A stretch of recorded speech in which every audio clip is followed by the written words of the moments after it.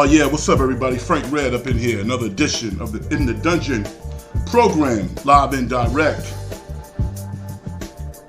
I don't know what you're doing, but if you're checking me out, I really appreciate it. There's a lot going on in the world of sports. Over this past week, we've had the NBA draft. A lot of discussions with regards to the trades that have transpired already. A lot of big trades as well, and we'll get into those. And in mere days, free agency will be upon us. And that's another way that you can reshape your team and position yourself for success. So there's a lot to talk about.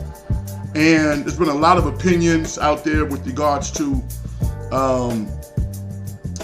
who did the smart things, who is ridiculous in their thinking, trading various players. Hi, Vicky. How are you? I really appreciate you, Vicky, and everybody else who's listening right now. This is fun for me. So to think that someone would take some of their personal time at this time of night and check me out is greatly appreciated. I really appreciate it. My name is Frank Red, and this is the In the Dungeon program. You can hit me up on Twitter at Big Frank Red, or if you find this program at another time, that's okay too, because we really focus on content and getting ideas and thoughts out there in the universe. And when people respond to them or they think about them and assess whether or not they agree with them, that's fun. I did my job. All right. So like I said, we're going to talk about the NBA draft. But I also want to give a shout out to hip hop music. This is the 50th anniversary of hip hop. And, I was watching BET a little earlier tonight. They had their BET Awards. And don't get me wrong, I'm not in love with the direction of where hip hop is going right now. Not because I don't like any aspect of it specifically. I just think that there's not enough balance.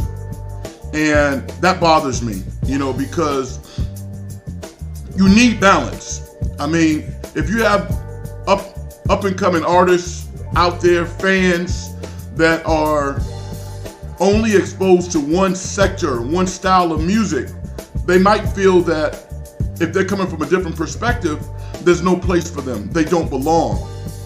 And I'm old enough to have seen the evolution of hip hop, and that was the beautiful thing about it. There were so many different styles, and all of them were worthy. All of them had a piece of the hip hop pie.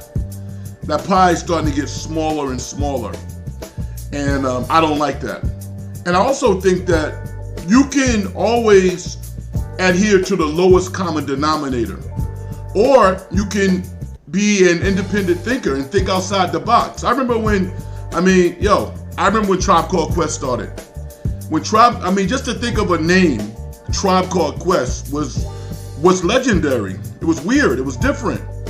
And all they have done is have Hall of Fame legendary careers because they had the guts and the inspiration to be different.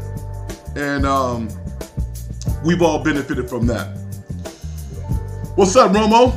It says, evening, Frank. I'm more of a baseball guy, but I love hearing your analysis opinions on a whole range of topics. I appreciate that. And you know what? And I play baseball. I love baseball. I love it. I played catcher in right field until I outgrew the position. You don't see too many 6'6" catchers out there, do you? 6'6", 6'7" catchers. But I love baseball, man. I played catcher, I played right field, and I played first base. And yeah, man. I mean, Dave Winfield was somebody who I looked at who played all sports. I played basketball and football in college, actually. And I played lacrosse too for a year, my 8th grade year. We went undefeated. And lacrosse and baseball in the same season. So I gave baseball up that year and picked it back up my 9th grade year. But Romo, you at home, brother. I love baseball. And I'm going to tell you right now, not that I can name them all, but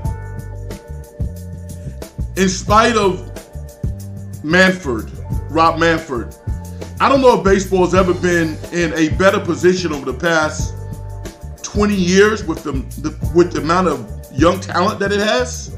Unbelievable how many great players are in the major leagues right now. And I get excited because I'm learning who they are one by one. Every day I watch a baseball game, I see somebody else who I'm like, whoa, who's that guy? Number one has to be De La Cruz of Cincinnati Reds. That dude potentially is a phenom. And I don't want to mispronounce his name, but the guy on the Florida Marlins who's hitting 400 right now, he looks like Rod Carew. He looks like a combination of Rod Carew and Pete Rose. He just slaps the ball around the baseball field. And his wrist control to put the head on the bat, you know how hard that is? Crazy. So I'm excited about Major League Baseball, not about the leadership. The fact that Oakland would not have a baseball team, to me, it breaks my heart, man. It breaks my heart. Yeah, De La Cruz and Ariz. Oh, yeah. Crazy. I love Davis on the Giants. I mean, I love him, man. The dude's awesome. So, you want to talk baseball, we can talk baseball. I am a baseball fan, and we're going to focus more on the NBA draft on this show.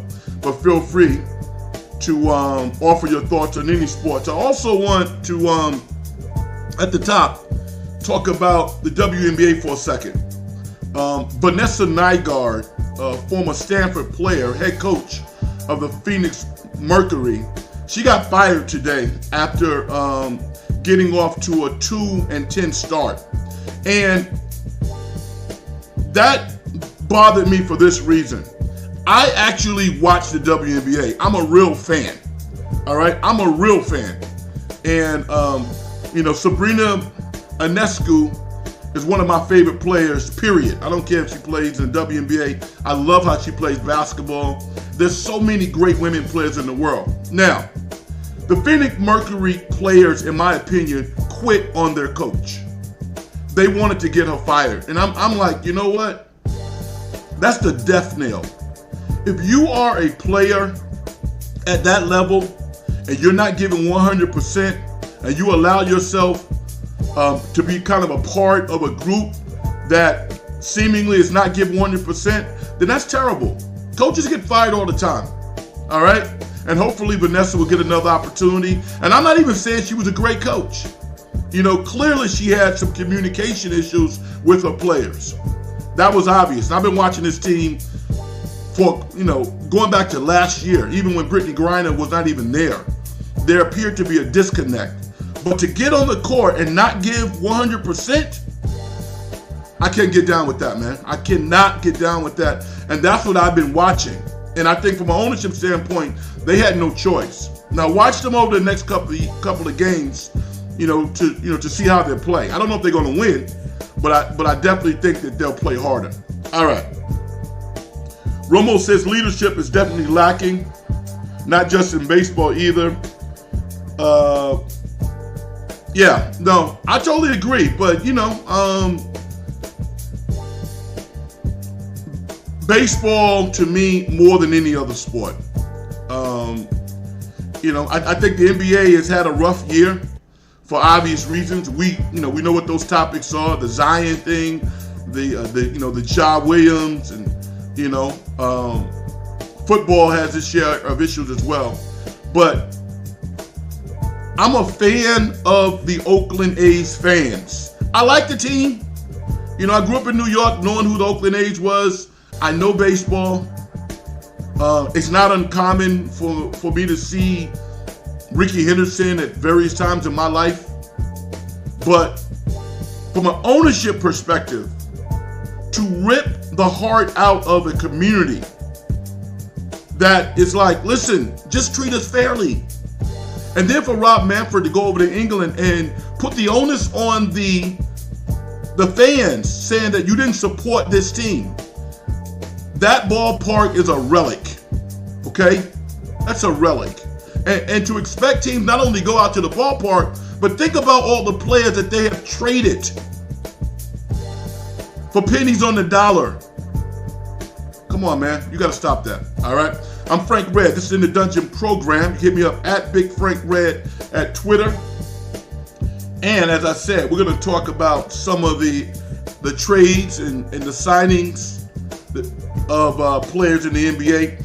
I'm going to start with the Golden State Warriors because a lot of people who listen to this program are Warrior fans. I'm a strong Warrior supporter.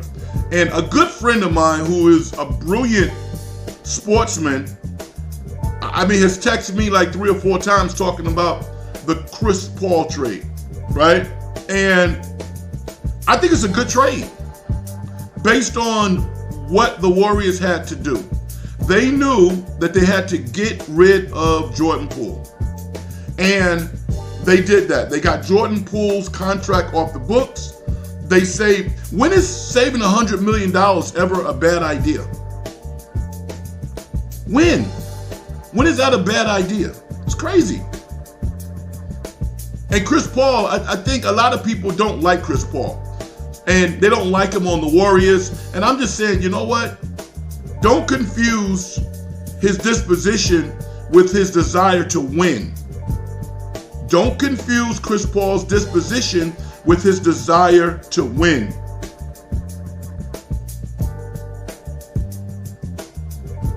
Yeah, Romo, just to digress for a second, Romo said like the Raiders have been kind of screwed a couple of times. They not only lost the Oakland A's theoretically, but they lost the Raiders.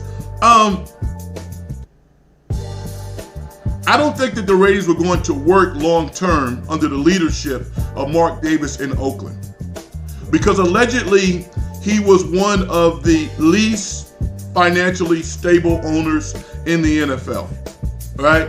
Apparently he was not a rich guy. I think the Oakland local government kind of knew that. He wanted to be in a bargaining position to get a stadium built and just kind of like walk around and feel that he had power. He had no power in Oakland. He didn't. And he was not going to sell the team. That was not going to happen. So, the fact that he has gone to Vegas and probably raised his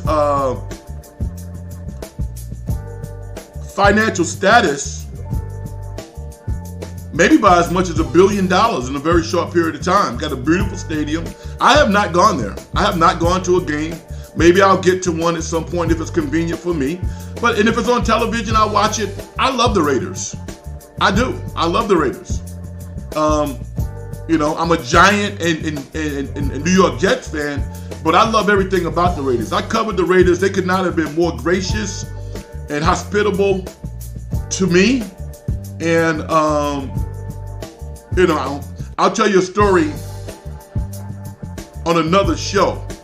But I got a Charles Woodson story that will knock your socks off about how I interviewed Charles Woodson on a radio show that I did on a Friday night. The access to Raider players, I don't know right now, but in the past, it's unlike any other organization.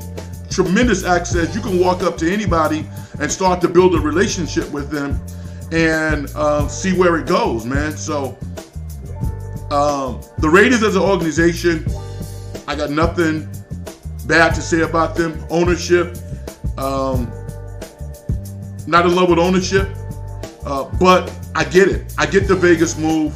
It worked for them financially. And if you're a real Raider fan, you know what, to go to Las Vegas for the weekend, to check the team out, not a bad deal. Not a bad deal.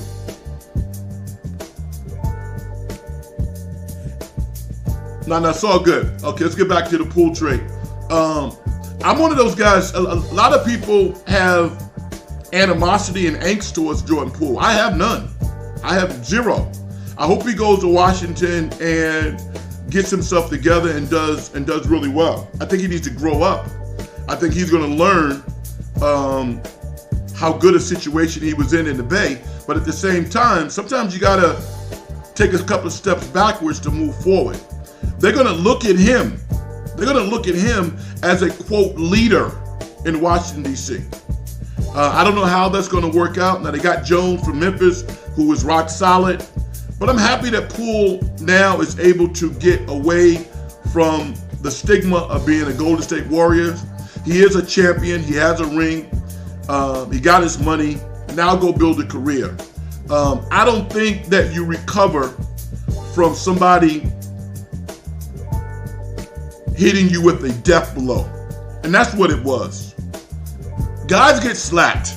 You know what I'm saying? I mean, people get slapped. All right? And sometimes it's flush, sometimes it's not. But that was the worst thing that the Warriors wanted at that particular time. That looked like a Tommy Hearns blow. And ironically, Draymond and Tommy Hearns live in the same region. But that was a Motor City knockout punch.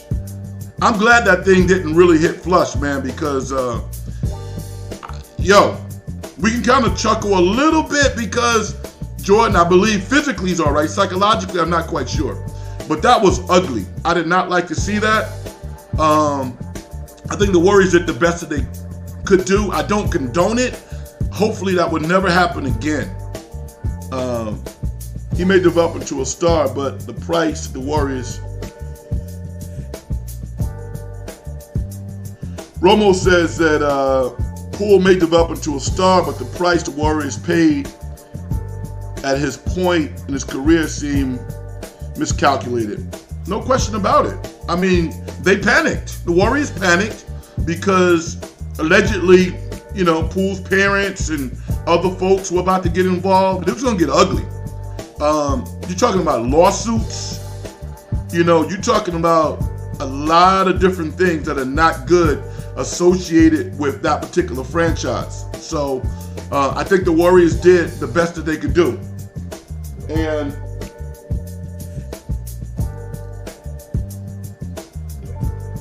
excuse me. And it was like a scarlet letter around the Warriors for the entire season. It's almost amazing that they were able to win 43 games and win an opening round playoff series, because that team was disheveled, emotionally disheveled. And hopefully this year they'll be able to do better. I think they will. I think the Warriors will probably win somewhere between 45 and 50 games. They might win 50, but I think they'll win at least 45. Now here's why the Chris Paul trade works from a basketball perspective. Ad nauseum last year, the Warriors turned the ball over. It was ugly to watch them play with that second unit. Chris Paul's, even to this day, has one of the best assist-to-turnover ratios. He's going to help Kuminga get better. He's going to help Moody. I see good things. He's going to finish a lot of games as well. My man Brian Iglesias from 95.7. I'm going to keep that going. Thank you, brother, for checking me out tonight. I appreciate it. He says, those bashing the CP3 trade need to get over themselves. Their main issue last year was the non-Steph minutes hindered their success. They had no leader when he went off the floor. Paul fixes that issue. Brian, you know basketball, dude.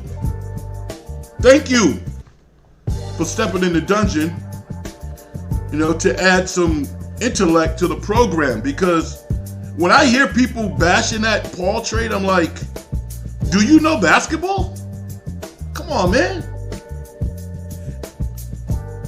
Carlo P. Thank you, brother. He says, good to see you. Frank enjoying the show. Yo, man. I am a fan of the listeners. I am a fan of the listeners. I'm old school, B. In that, I don't think that I'm that damn important. I'm having fun. But to engage in conversation with the listeners is special to me. it's special because I value your time, I value your lives, and I can't do this by myself. All right. I actually have. I'm gonna tell you something. I have a record out right now. It's been out 4 minutes. Called "Make You Feel," and Larry Kruger's played the song on his show, and I love it. I'm very proud of this particular song that I did. Just go. You can go. It's on YouTube. It's on Spotify. It's on Apple and every other streaming service under Frank Red's called "Make You Feel." But here's the deal. The song at this point has been played 970 some odd times with zero promotion. I don't go on Instagram. I don't do all that. I don't really buy the services. So to think that 900 some odd people have played my song on YouTube, that's crazy. If ever you've tried to put some content out there, it is the hardest thing in the world. This doesn't happen overnight. It does not happen overnight. So for somebody just to kind of find this record and like it 40 some odd times, it's so inspiring to me, man. It really is. So thank you. I appreciate that. Mark Graves, what's up, brother? Getting closer to 100. That's cool, yeah. Thank you for reminding me. If you like this particular show, hit the subscribe button, and you'll be notified whenever I'm doing an Independent show. One of the things that I said that I won't have any guests on the show until I have at least 100 subscribers. And it's just a way for me to show you respect, to show the listeners respect. And also show respect to the guests that I'm ultimately going to have. I'm fortunate to know a lot of people, a lot of coaches. I'm going to have a lot of coaches on because my coaches are so important to me in my life. I mean, I actually had the opportunity to play for a Hall of Fame coach. He's in the College Basketball Hall of Fame. Tom Penders is his name. And Coach and I are still tight. We still communicate. Actually, he reached out to me on Father's Day. Can you imagine that? And I reached back out to him, but I never had a dad. So my coach, Penders, was the closest thing that I've had to a father because he held me accountable. And, I digress a lot because I got a lot of different thoughts in my head, but when I look at what's happening in the NBA, and I look at even in this draft, and we're going to talk about the draft. We're going to talk about these players, but this stuff is really important. Some of these players that declare for the NBA draft must have failed third grade math or something. Literally, you have hundreds of people declaring for the draft, and you only got 60 people getting drafted. What's so bad about college? I love college. I don't get it. I really don't. I wasn't quite good enough, so I didn't have anybody telling me to go pro or anything like that, but I was a good player. I was pretty good. Better than a lot of these cats who probably said that they would declare. I don't understand it. I will never forsake education. Education, my education has been one of the most beneficial things in my life. And to think that someone would walk away from that for a shot in the dark, and oftentimes a shot in the dark to play in the NBA. It's only a couple of years away. You look at a guy like Trace Jackson Davis, right? For example, second round pick, the Warriors commandeered from the Washington Wizards. Now let me say this about this guy. We can call him a second round pick because that's when he was drafted, but this dude is a first round draft pick. And I even heard Mike Dunleavy Jr. saying, well, we don't have any expectations of him playing next year. I do, and he will. This dude is a flat out player. And he's 23 years old. He's 23. does it really matter that he's in the NBA now as a 23-year-old young male who's ready to go?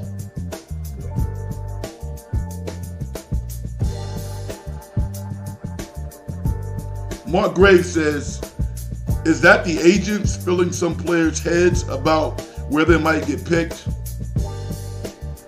Probably, yeah. But it's also players themselves being delusional. And I'll say this also. I think it also stems from dealing with adversity in college. College is not easy. If anybody listens to the program now who's gone to college, you know that's not easy. You know? Coaches don't always talk to you how you want to be talked to. You know? You get out of the rotation sometimes. Yeah, sometimes you take a road trip and you gotta write a paper at 2 or 3 o'clock in the morning. You gotta get up at 8 o'clock and go to class. You know what it's called? It's called life. That's what it's called.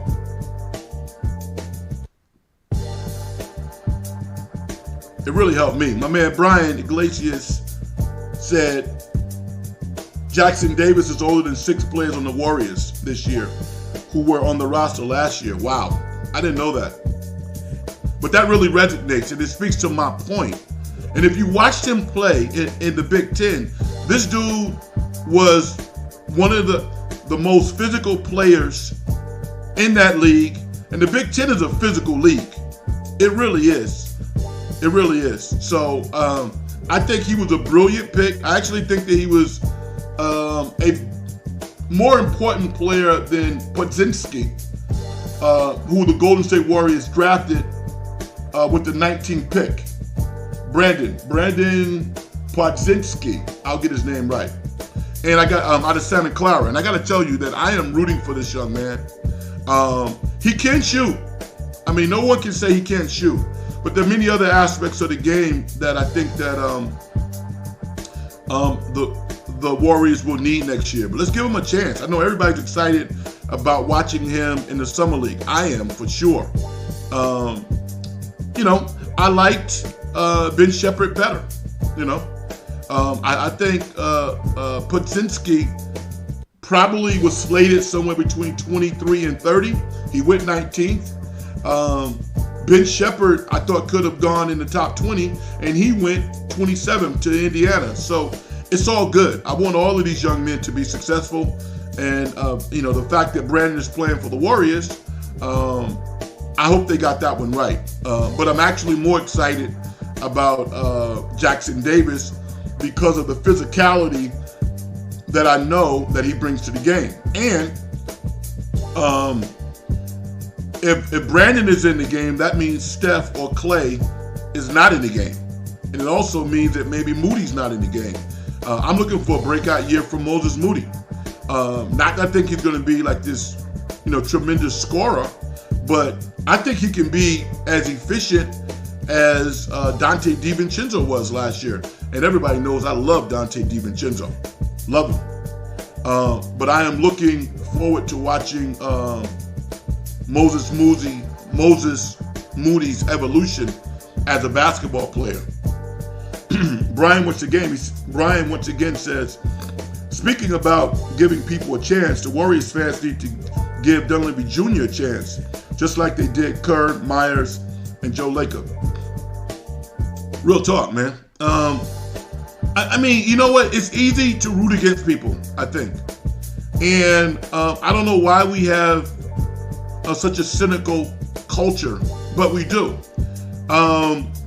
I don't know. I think some people might think that things were laid out for him. You know, it was easy for him to ascend. I don't know.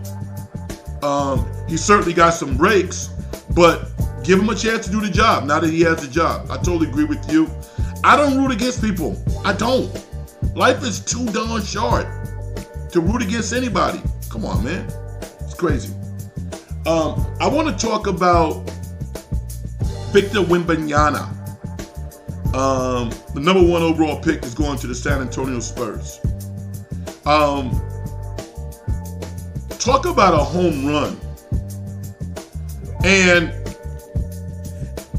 I'm not like a gigantic conspiracy theorist, but I don't dismiss ulterior theories either. You know, and anybody who does, you don't know about metaphysics, right? I believe in metaphysics. There's certain things that happen that I don't understand, and we don't understand, and we will never understand, right? And if the NBA somehow, some way, commandeered or thought that the best landing spot for Victor was in San Antonio, I ain't mad at that. For a lot of different reasons that we can get into that have nothing to do with basketball. And I know you guys are out there thinking to yourselves, Red, I agree with you. Yeah, I know you do. Because, I mean, you know what's going on in New Orleans, right? You know, in some of these other cities. Do you really want this young man exposed to anything outside of all of the elements that constitute someone starting off a professional career successfully? A lot of people don't understand. There are no losers in the NBA. There are no losers in the NBA from an ownership perspective. They're all winners. Which is why it's so darn hard to get into the ownership seat. West Coast Bias, what's up, brother? Let's go. Yeah, Mark. Like Pat Ewing in New York. Yeah, right. My Knicks. you know the warm envelope that Dave the Busher reached down and grabbed. Dave, grab the one that's warm, dude. A Rye in the house? Rye's my dude, man. Rye, you know what? I don't think you guys know how cool Rye is. Maybe you do, but Rye's a cool dude. And check him out, West Coast Bias. I've already had the pleasure to be on that show. I'm looking forward to going back on again. But yo, Rye's pretty dope. Well versed in hip hop all around the world and interesting sports takes as well. But let me get back to my point about Victor. The NBA owners have profit sharing. Victor, I mean, the NBA is about to negotiate their new TV contracts, right? Probably with 2 new franchises in mind. We don't know for sure, but it's not unlikely that Las Vegas and Seattle would get NBA teams. The contracts are going to be in the billions of dollars. Billions. Guess who's going to be on TNT and ESPN quite a bit over the next 10 years? The San Antonio Spurs. Right? That's who. And it's why Ja Morant, a lot of people thought he would get 41 games. I thought he might get 41. He got 25. I'm not stomping my foot and saying, what's going on? He got 25 games. No, the NBA wants this young man to be successful. They will move on without him if that's what it is. But they need Ja Morant, Victor Wembanyama, Zion Williamson. They need all of these guys to be successful because it constitutes billions of dollars in their pockets. And not only that, what I start thinking about is, what about the retired players?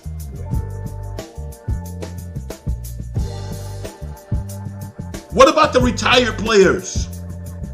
The Earl Monroes of the world, the Clyde Frazier's. You know? What about those guys? The old Celtics players. They get their pensions. Shouldn't they reap the rewards of their labor with this new generation explosion of wealth that is now in the NBA? Shouldn't they benefit? Shouldn't they have health care? That's what I think about. So I want these young guys to be successful and have some perspective. Because the NBA did not go from 0 to 100 real quick. No, they did not. It's been a process. And I want these young guys to understand, yo, you got responsibilities, dude. It's important that you be successful. It's important that you conduct yourself in a way that attracts advertisers, that says to moms and dads, you know what, this is something that I feel comfortable with my son or my daughter or my they watching. It's important. And we can't assume that everybody has the same background. I came from New York. I've seen some stuff. You know, I was thinking about this today. It's not uncommon to be in New York and see celebrities. You see celebrities all the time. It's not a big deal. It really isn't. There's so many, you're gonna see people.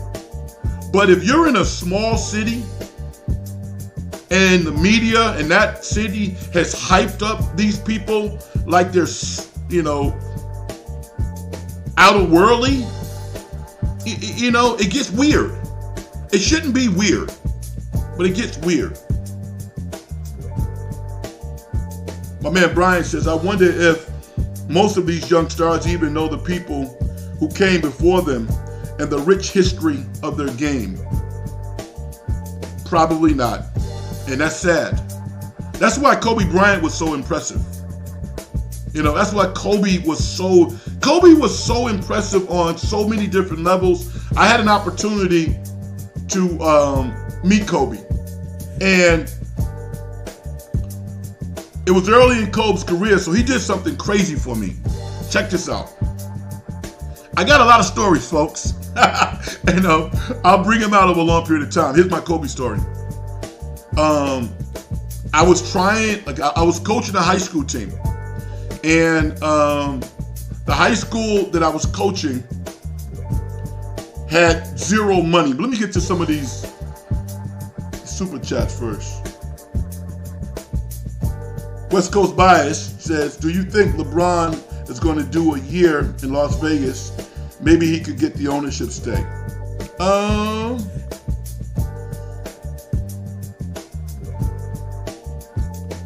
I think a lot of people want to get some get back at LeBron.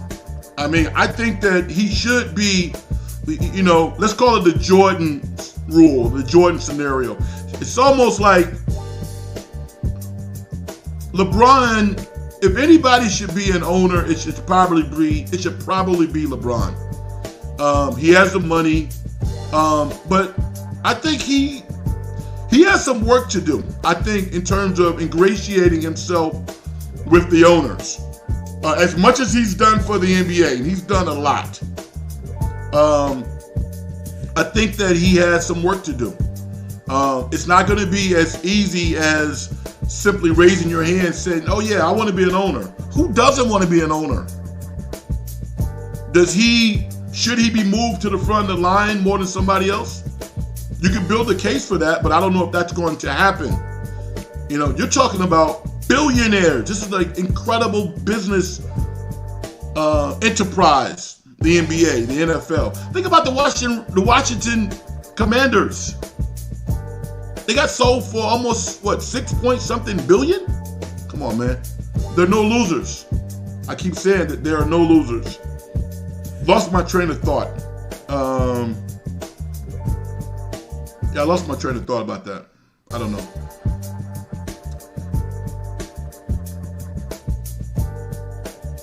Great players don't equate the ownership abilities. I'm going to say yes and no. And my man Romo said that. And I'm going to say this. I'm going to get your quote up there. Romo said, great players don't equate to ownership abilities. I'm going to say it takes time. Oh, my Kobe story. All right, good. All right. Thank you. Thank you, bro. So when you're really young, you You have a sense of naivete about yourself. You do a lot of things that are pretty ballsy. You say, what the hell, right? So, I don't even know if I was getting paid at this particular time when I was covering the NBA. I was so happy. I mean, you talk about, listen, it's the greatest job. Covering sports teams for a young person who loves sports is the greatest thing in the world. It's the greatest thing in the world. And I'm going to tell you why. You show up to the arena, right? And at that particular time, I would show up with probably $3 in my pocket. They have the best food. So you know you're going to have the best meal you're probably going to have. One of the best you're going to have that particular week, right? So you know you're going to eat well. And you had access to all these players. So I go up to Kobe, and I was mentoring some kids. And I would get athletes, I would get pros to do like IDs for me for my show and stuff like that. And I said, yo, Kobe, I'm having some problems with some kids I'm mentoring. These are their names, A, B, C, and D. He goes, yo, their names are blah, blah, blah, right? This dude takes the mic and literally gives them like a 2-minute speech on why they should listen to me and how that connected with their lives and all of these other variables that really resonated, right? I could have been like Superman. The next day or the next time I saw these kids, I played the tape for them, and they listened to this tape. They were like, you know Kobe Bryant? I was like, I have access to him, right? That was an incredible moment. And I told you the brilliance of Kobe Bryant and how serious he is. There's so much good tape out there on Kobe Bryant. And I'll say it again, all of the people who died in that plane crash, a helicopter crash, what a horrible, horrible tragedy.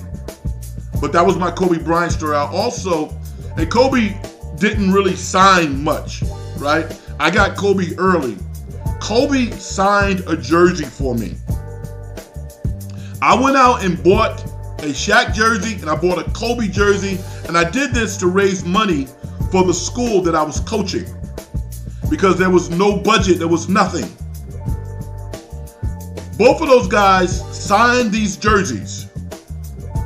I sold them to a friend of mine who owned a sports bar and used that money for our program to buy uniforms that particular year, because I came in, we didn't even have uniforms. So I had to raise all the money myself.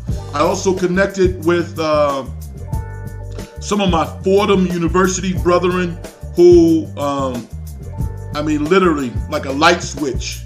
That's how fast they came to the rescue to give us some money. And I'll never forget that. But that was my Kobe Bryant story. Pretty impressive guy, all right? Thank you for reminding me, West Coast. Dan, Coach Amelia, what's up, brother? Thank you, man. Thank you for checking in. This is fun, man. This is fun talking to everybody. My name is Frank Red. You hit me up at Big Frank Red on Twitter. Hit the subscribe button. We're trying to get to 100. I don't know how many subscribers we have. Maybe some of you guys know. I don't know. But the point I was making about Victor and all these other cats is that a lot of times people look at these players and they associate their success with their individual NBA team. But it's not about that. It's much bigger than that. You are on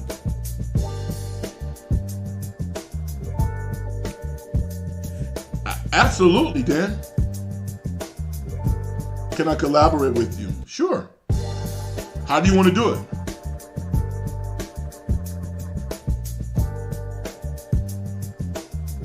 Frank, you think Draymond going to sack? Let me put this up there. NorCal Sports Network. Frank, you think Draymond goes to sack Lacania to keep him going to have... Oh, okay. Dre's not going to Sac. I don't think so. The only way Draymond Green would go to Sac is if, thanks Mark, I got 66 subs. The only way Draymond would go to Sac, I think, if he felt the Warriors were disrespectful. If they came in with a low ball offer,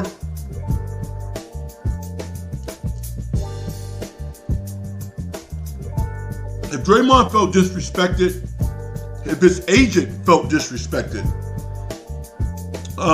then I think that, yeah, I think he would start to consider other options. I don't think that's going to happen. But even during the season when, you know, we would talk about Draymond's status on the Larry Krueger show, this dude had one of his top 5 or 6 years in his 11-year career. I mean, think about this. This dude is all defense in the 11th year of his career. 7, 8 assists a game? Are you kidding me? I'm not like a stat geek or anything like that, but let's look at this. If you took the average of a player, all right, he averaged 8 points a game. If you took the assists and just times that by 2 and maybe assume that some of those assists were 3-pointers. If you gave him 20 points from those 8 assists plus the 8, he's accountable for 28 points. Yeah, look at it like that. This dude is really, really valuable to the Warriors.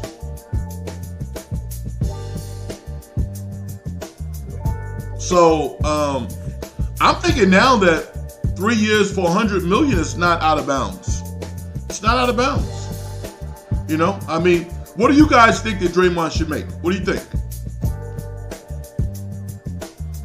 You know, looking at it objectively, as objective as you can look at it, what do you think Draymond should make?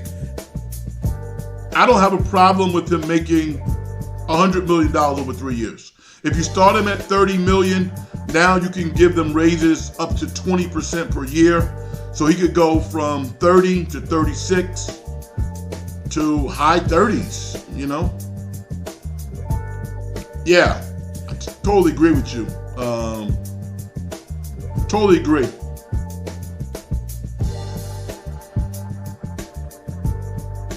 Yeah, NorCal Sports Network. I think 3 for $100 million is a starting point. Hopefully that's a starting and an ending point, because I think, you know, it gets a little ridiculous after that. But I think giving him a $100 million contract is fair, particularly when you look at, you know, the Warriors as a brand and as a successful entity. And yeah, they got to, you know, play monopoly with the salary cap and all that stuff. But let's look at the value of the team, man. Come on. This team is worth $6+ billion, and they paid $450 million for it.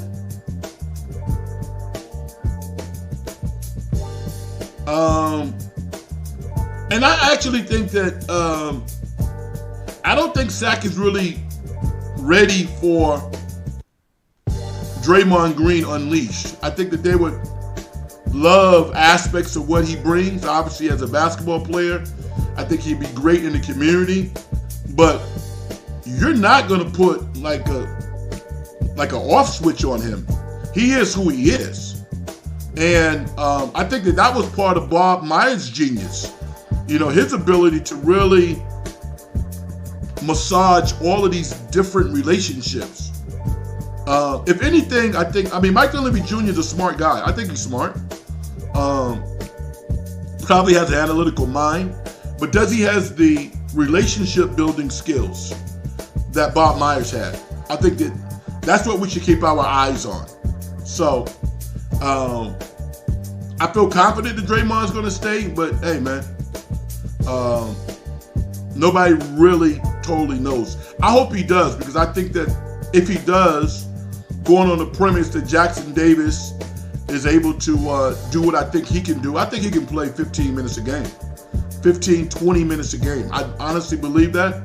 I also think that Chris Paul is going to finish quite a few games for the Warriors. I think they're going to be far more efficient than they were last year. They might sign another free agent or two to a minimum contract. I mean, the idea of Donte DiVincenzo coming back, I think at this point is a pipe dream. There's a lot of rumors about him potentially going to the Knicks. I wouldn't have a problem with that. Love Donte. And I love the Knicks. So,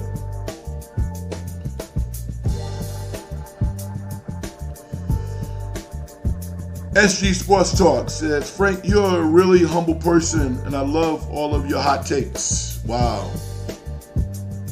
I appreciate that. I try to be. You know, it's not an act. I am humble. I think humility is a sign of strength, not weakness. And I think with humility, you can solve a lot of problems. You can diffuse a lot of potential problems. And when I look at where I come from, I am so fortunate to be doing the things that I'm doing right now, even at this point in my life. But everything that I've done in my life, it's been incredible. You know, being in the right place at the right time, man. I got so many stories that I'm going to tell you about. I'll give you one. I used to, and I haven't done it in about 5 years, but I used to go to Thailand and do basketball camps. And as opposed to like, you know, going to the United States Embassy and stuff like that, I didn't do any of that. The first time I went, I had a free ticket. I got on a plane and I just went to Thailand. And you gotta be a moron to get on a plane and just go to another country, right? I knew I was going to Bangkok. But Bangkok's a city. There's so many different towns around Bangkok, right? I didn't know what I was doing. I just knew I was going to go for 11 days.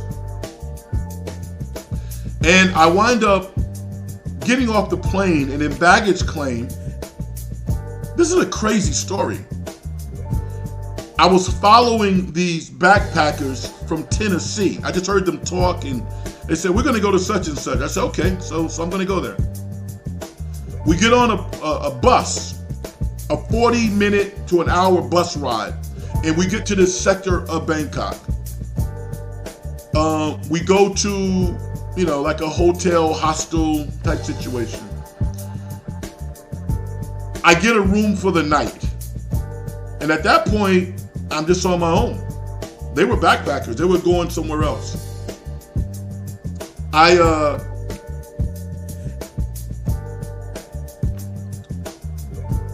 go to a restaurant and kind of check out the scene. It's kind of a club. I go back, go to sleep, come back the next day. Make a long story short, throughout my travels, I met these teachers who were on vacation from Phuket. And we just met, and we're eating outside and having fun, enjoying each other's company. And they said, you know, who are you? And I told them, and next thing I know, they were hiring me to come over to do basketball camps at an international school in Phuket. And that was awesome. It was really awesome to do that. Let me see.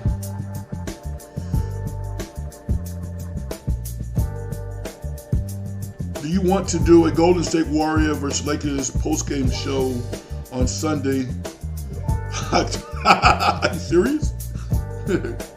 Of course. If you want to do it, I'll do it. I'll do anything for my friends. Yeah, I watch NBA preseason basketball. If life was really good to me, I would go to Vegas and watch the NBA Summer League. I want to do that. I don't know if I can this year, but I do want to do that. Let's get to some of these players.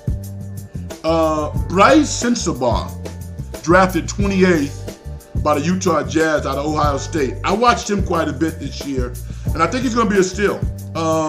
He's an old school player, not a three-point shooter, but very skilled. I mean, you look at his body, and he looks like Draymond Green when Draymond was in college. He's about 235, 240, about 6'7", which is not ideal for his height at the NBA level. But this dude is really skilled.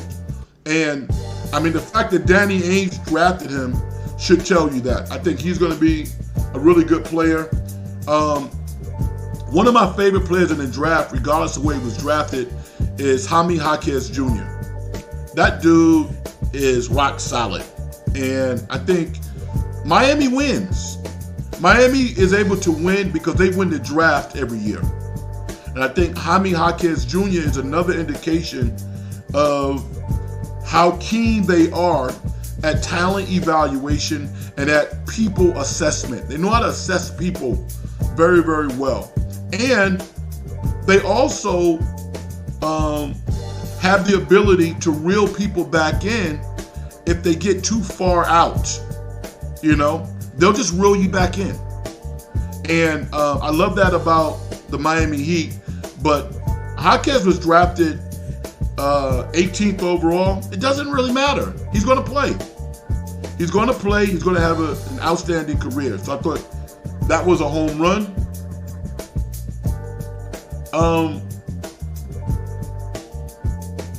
The twins, the Thompson twins. I said it before and I say it again.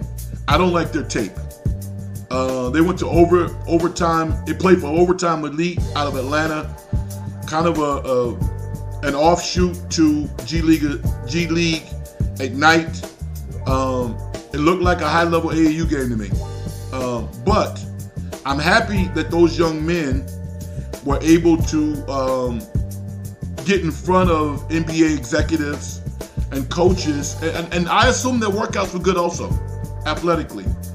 But I didn't have a whole lot of confidence drafting those guys 4 and 5. Some of the best interviews, some of the best parents you're ever going to see. You would think that if you're going to make $1 million investment on young people who you don't know very well,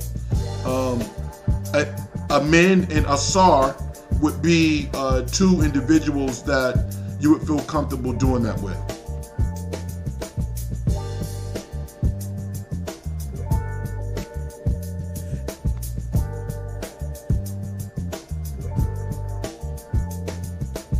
And I think Ben Shepherd at 28 was a steal with the Indiana Pacers. Now, Cam Whitmore going 20th overall to Houston. I also think, just from a value perspective, was a great get for Houston. I don't have any health concerns about him. I don't. He's 22 years old. I mean, he's not even 22. He's like probably 20 years old. You know, I think he's going to heal, and he could be the steal of this year's draft. A terrific talent, and I think that he's going to be coached well by Ime Udoka. All right, so those are some names. Do you guys have any names you guys want me to talk about that were drafted? The kid, Leonard Miller, ultimately went 33. I think he was drafted first by San Antonio, but ultimately he landed in Minnesota. I think this young man is going to be a good player. I do. So I liked him for the Warriors. But I get it, man. I mean, Podzinski, if this young man comes in and shoots lights out, then I'll be really, really happy if he did that. All right?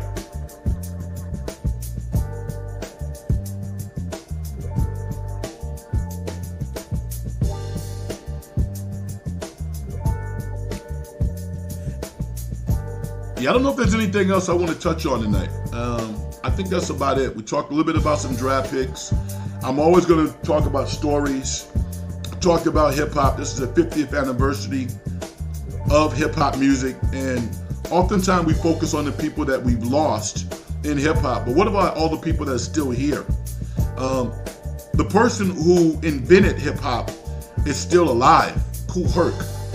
You know, one of the pioneers, the Furious Five. These guys are still alive, vibrant, still doing shows around the world. One of my hip hop idols, Big Daddy Kane, is still touring, still making music, voice sounding great.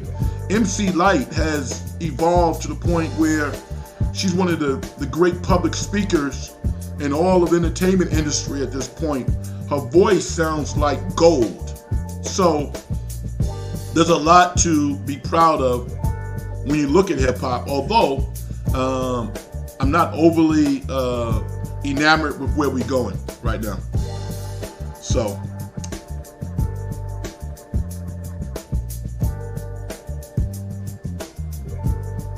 all right, we did an hour. It's 12 a.m. We got a lot of people listening. I am so appreciative of you taking the time to check me out. And I think of this, we're starting to build up an audience, but I think of this of just getting the reps in, man. Get these reps in, right? Just to engage in conversation. We'll continue to do that. I'm gonna do my thing and get out of here. Success and getting paid is a manifestation of the whole process. If you as an individual don't do things to help other people make their lives better, as far as I'm concerned, you haven't done nothing. If you like the show and you have not subscribed yet, hit that subscribe button, all right? And if you don't follow me on Twitter and you want to do that, you can hit me up at Big Frank Red. I generally follow back.